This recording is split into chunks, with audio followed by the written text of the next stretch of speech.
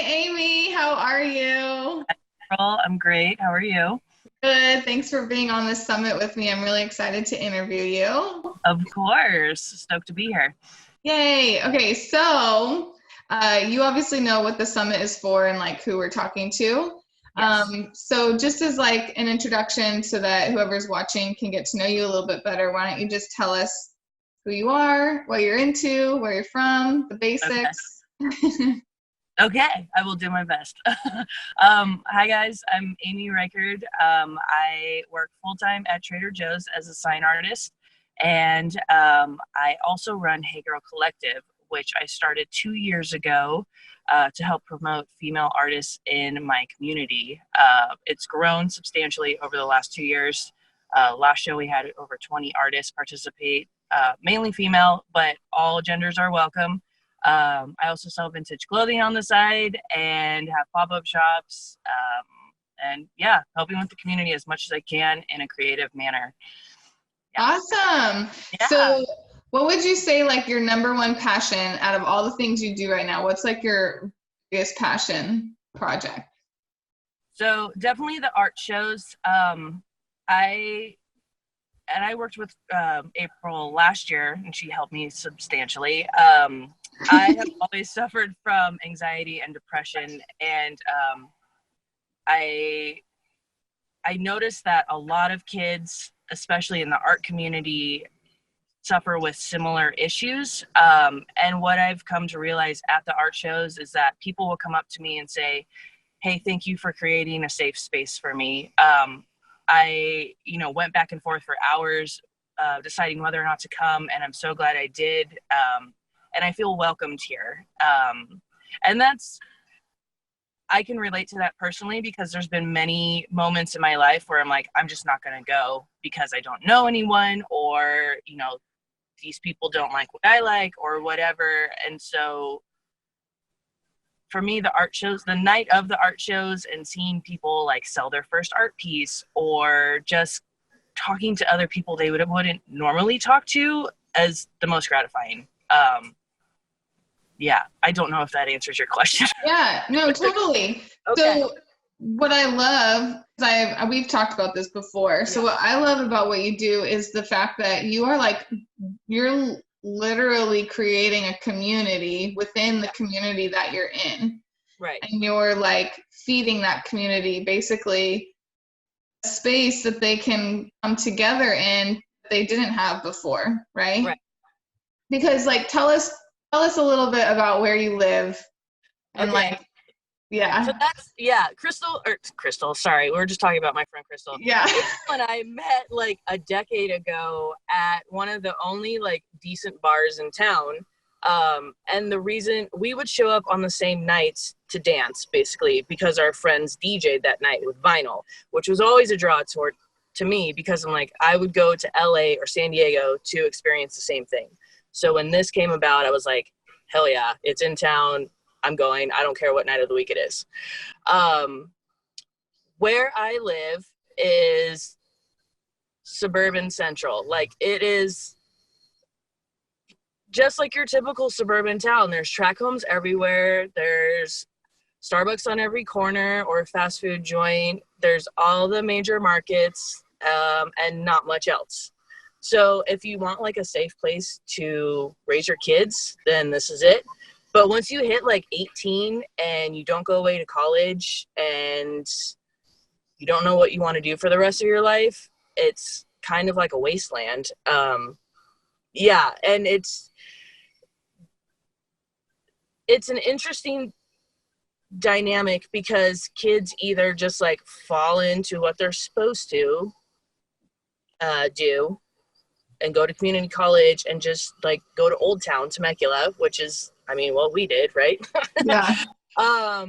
Or they sit at home and like drink there, or just not do anything and sit alone watching Netflix, and that's it. And there's no culture, there's no variety. And I experienced that firsthand. Luckily, I went away to college and then came back, but it was still the same circumstances, and if you're not willing to drive 2 hours to LA and experience like galleries and nightlife there, or just stuff during the day,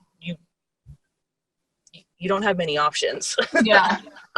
So me bringing art shows to the community, I've done vinyl nights here. I'm working with a new shop I have my vintage in to do more nights monthly there, just to give those kids something to do. And by kids, I'm like just young people, especially that age range from like 18 to 21. It's like you feel like an adult, but you can't do adult things in a lot of ways, and that can be very frustrating. And you know, with the way the economy is right now, it's like people aren't making as much as they did 20 years ago, so it's not like they can go off and do things willy-nilly, you know. Right. I think people are definitely wanting a community and to belong to something, and to be able to be themselves in that community. So that's where Hey Girl kind of began. Yeah. Yeah. Totally. And I can like, obviously I grew up there. Well, I didn't grow up there, but I spent that period that you're talking about. Like, I think I moved there when I was 18. Right. And then I didn't go away to college until I was 21. Right. So I was that target audience. And Yeah. it was like soul crushing. It is.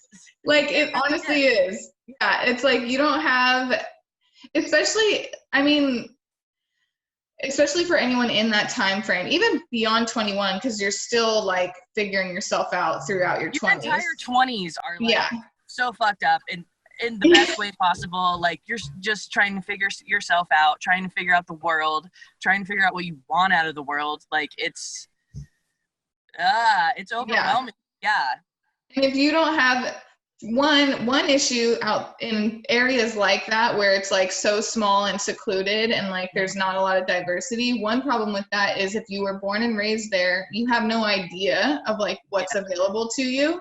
Yeah. So that limits you already.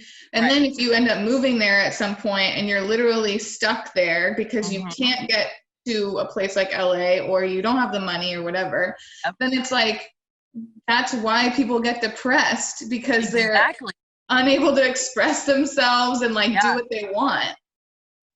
So, I mean, you're quite literally treating those issues by offering these experiences to the people. Right.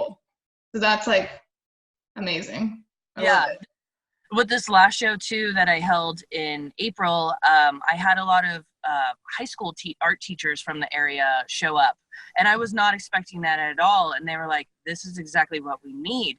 Oh my God! And I was just like, I got the chills right off the bat, and I was like, "This is what I want," because this was me in high school. Like, I grew up playing sports. I grew up doing all the things you were supposed to do, and then senior year, I was like, I don't want to do all of this anymore. I want to take art classes and music classes and delve into that side of me that I never got to fully like create and express and do all those things I've been wanting to do. And so for the teachers to acknowledge that, especially in a time where it's like they're cutting funding for all these programs in schools, it made me really happy. And it also gave me hope that these adults still care and that they do want to create these spaces for kids, because we need them, like art therapy is there for a reason. Totally. And what amazing relationships for you to start building to help like, build the community you're creating. Like, that's awesome. So I'm curious, like, how did you personally get to this place in your life where you were like, because a lot of the women that I've talked to so far, they've already made the jump into like their full-time career is like what they love to do. You're very much like doing a lot right now. You're still working like the safe job at TJ's, which so am I. It's totally fine. But you're also exploring these other avenues that really are in alignment with your passions and like what you want to do for the world. So like, how did you take the step into Hey Girl Collective? Like, what brought you there? So, I don't want to say like I hit rock bottom, but it was definitely a low point in my life. I would say like 2.5 years ago, I got a DUI coming home from LA one night. And I blew a .08. So just so you know, I wasn't like crazy over the limit, but it was still my fault for driving under the influence. And with that event, I went to coffee and I was like at a low point. I went to coffee with my friend the week after, and I sat down and I was like, I'm tired of just scrambling and falling into these cycles of like party for months on end, trying to get out of town, trying to do this, trying to like hang out with all these different people.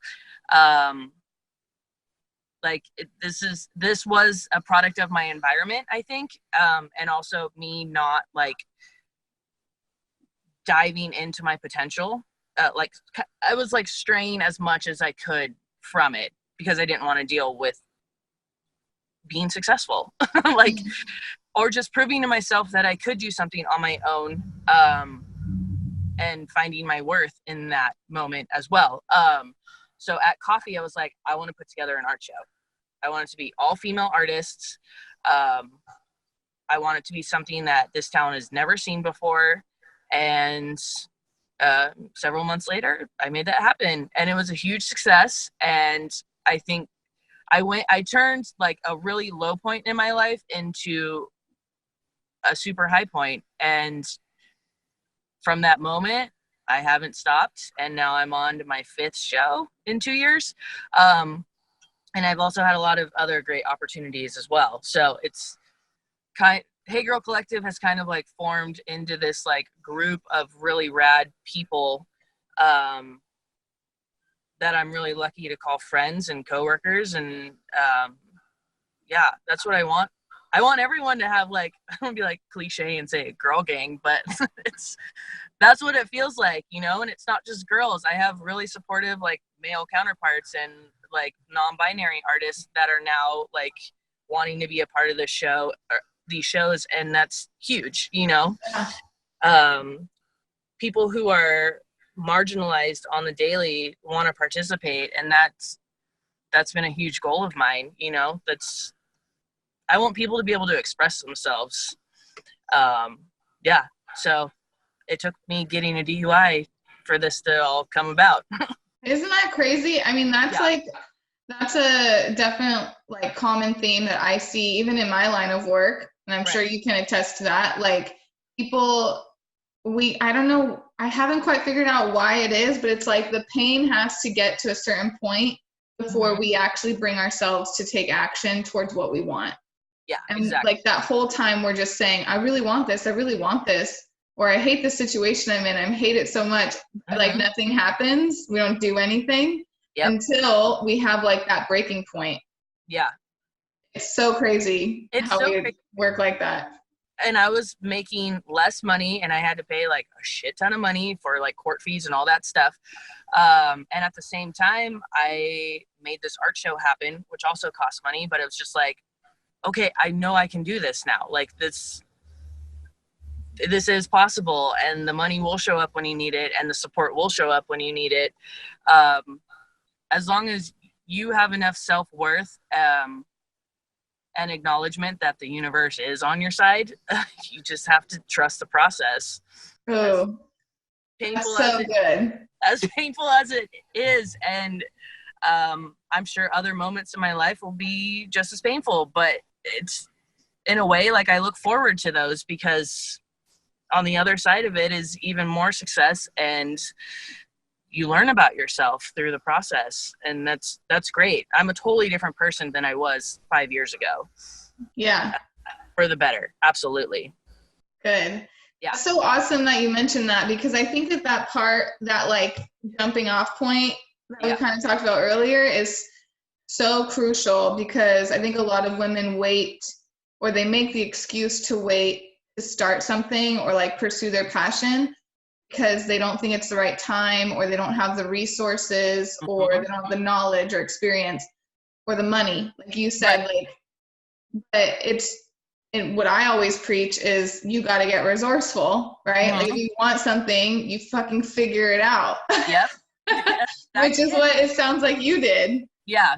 And I mean, I will like not pay myself before I won't pay other people. But in the beginning, like I didn't even have the resources to pay other people. And so initially it was like, I'm not going to ask for help. And then people were like, we don't care about the money. We just want to do this to have it. Like, it's never been done before in this area. Like, I want to show my art. You want to show your art. Like, let's just fucking do it. We don't need hundreds of thousands of dollars to put on an art show. And I was like, okay.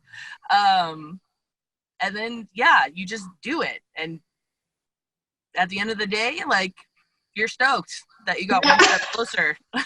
Like, totally happen. Yeah. And it probably, I bet your first art show looked a lot different than your fifth is gonna look, right? Oh, for sure. Like, it's gotten better, and now you know how to do it better. And the first one might have been a little bit crazy, maybe even a little bit of a shit show, but like. Oh, it absolutely was.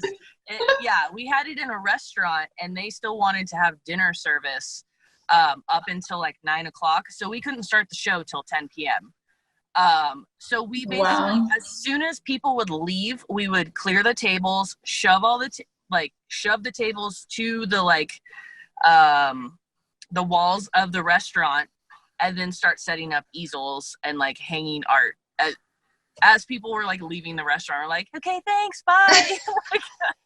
Come back at 10 and check this out. Yeah, we like flipped the entire restaurant in a matter of 15 minutes, and it was crazy. And everyone's like sweaty, and then there were masses of people standing outside waiting to get in, and I was just like, what is happening? I don't know. Let's just do it. It's That's gonna so work. awesome. Work, yeah. So, compared to this last art show, I had like the whole day. We held it in a brewery in town, and they're amazing. They're called Relentless, and they gave us the whole day to set up uninterrupted. And I had all the wall space in the world, and it was glorious, and yeah, so much more calm. Yeah. But both experiences were great, because it's like you're evolving as a business person, as an individual, and just, yeah, like you got to give yourself a pat on the back. Like, totally. Yeah.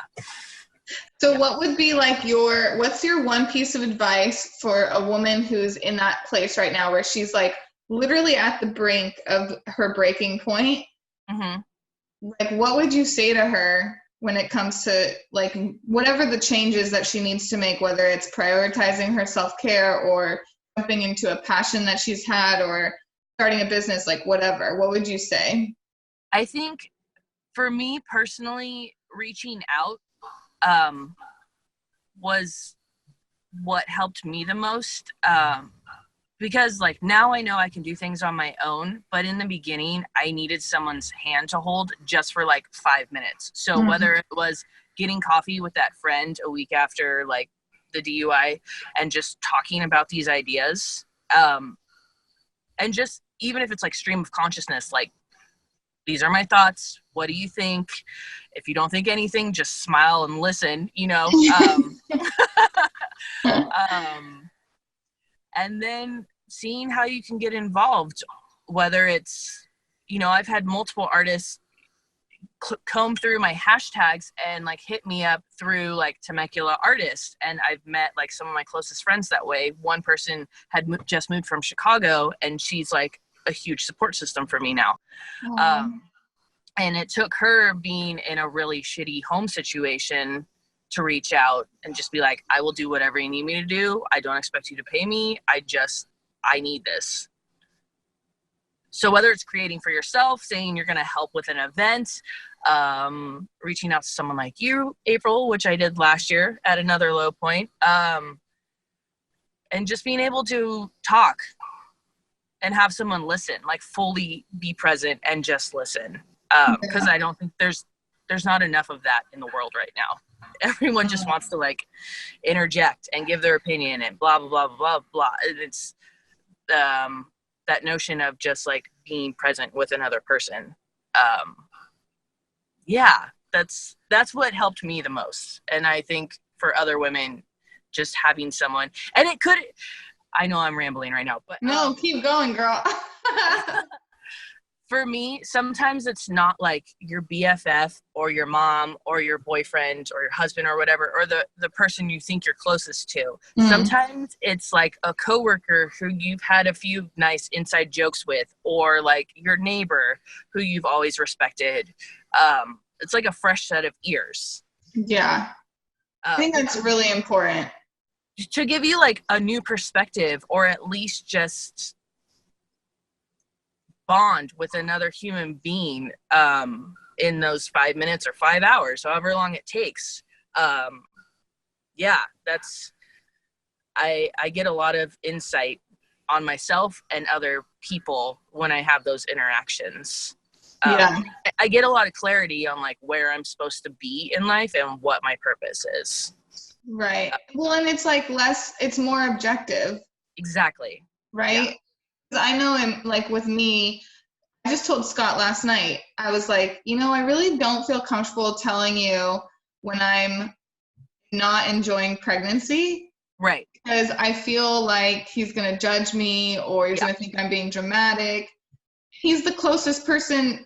He's the person I should be telling it to. But if I get around other people that are like not so close with me and don't know me as like whoever I am, I'm like, girl, my back hurts, my butt hurts. Exactly. I don't know why that is. I just feel more free of judgment, I guess. Yeah. People need to vent, and if it gets to the point where you're just like word vomiting every chance you get to that person, like maybe think about getting a therapist. Definitely think about it, okay? I don't care who you are. For sure. Therapy. But yeah, like in those moments, reach out. Like neighborhoods used to be so great. Is even like when I was growing up, like everyone knew everyone and like hung outside out front like until the lights went on. And we don't do that as a society anymore. Like no one knows anyone, and everyone's so insular and like in their head and in their everyday life. Yeah. And that's like a whole other interview, girl. That's such a good topic. Oh. Yeah, I've been reading a lot of That goes back to the point you made originally about creating a space for these people and how kids don't have, we can blame it on technology because that's definitely a part of it, right? But people are just isolated and they're not doing this. They're not doing anything. They're just that's breeding depression, anxiety, all these social problems. Yeah. So what you're doing is so different from anyone else that's in the summit, but really, anyone I know, which is why I think it's so awesome. Thanks. And you better keep doing it. So for anyone who's watching, where can they find you and get to know you more, or find out where your next art show is and stuff? So the next art show is going to be November 16th at Vail headquarters in Temecula, California. That lovely little suburb that I'm a part of. Yeah. It's a great space. It's like the old Western part of town. There's Front Street and Old Town or whatever, but this has some of the oldest buildings in Temecula. So I house my vintage there, and then we'll have at least 20 artists. I've had upwards of 50 people contact me so far about the show, so we might be expanding. So yeah, November 16th. You can find out information on Hey Girl Collective on Instagram and Facebook. Still building my website. That's okay. Me too. Been on the back burner forever, but it will get done. So Hey Girl Collective, and then Hey Girl Vintage is where you can find photography, or styled photo shoots with my vintage that you can purchase. Oh, sweet. Cool. Yeah. And I'll put links for like the event and everything in the email that people are receiving with this interview so they can find it easily. Thank you so much, Amy, for doing this and sharing your story.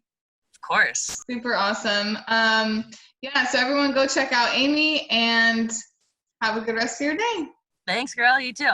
Thank you. Bye. Bye.